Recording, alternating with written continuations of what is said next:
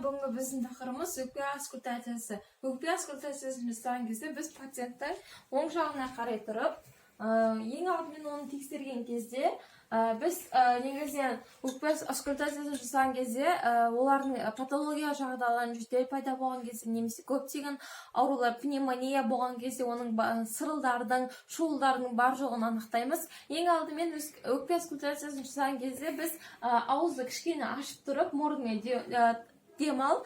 Ең алдымен біз бұғана жағын, бұғана үстінен демал.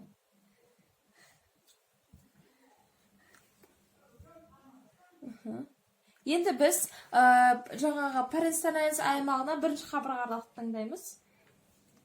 Демал. Демал. Мұрнымен демал.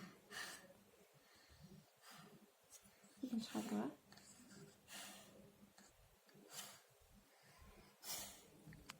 Паренгиом аймағын таңдаймыз.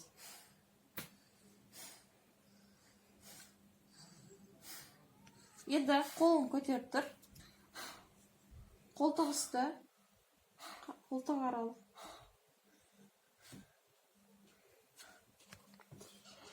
Мен аяқ. Төртінші қабырға.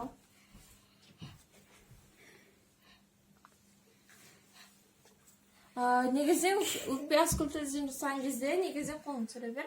Өкпе аскультациясын жасаған кезде негізінен бронхтық және альвеолалық дыбыстарды естиміз. Негізінен бронхтық дыбыстар олар көбінесе кеңірдекте естіледі.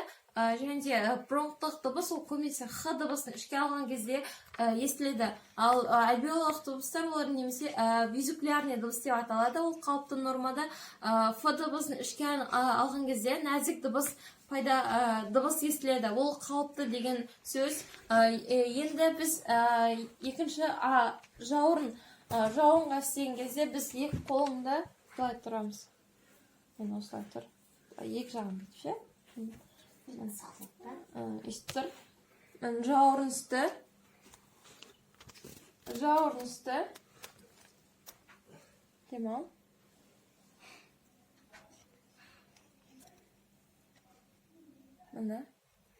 Және де біз жауырынның сызығын таңдаймыз. Жауырынның түскен аймағы.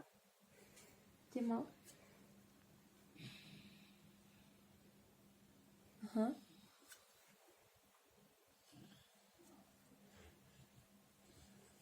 Енді маған қара.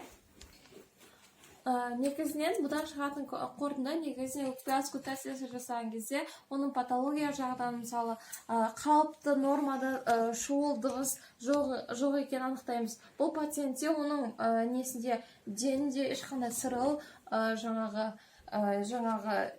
сырылдар, шуымдар жоқ, қалыпты нормада деп айта аламыз.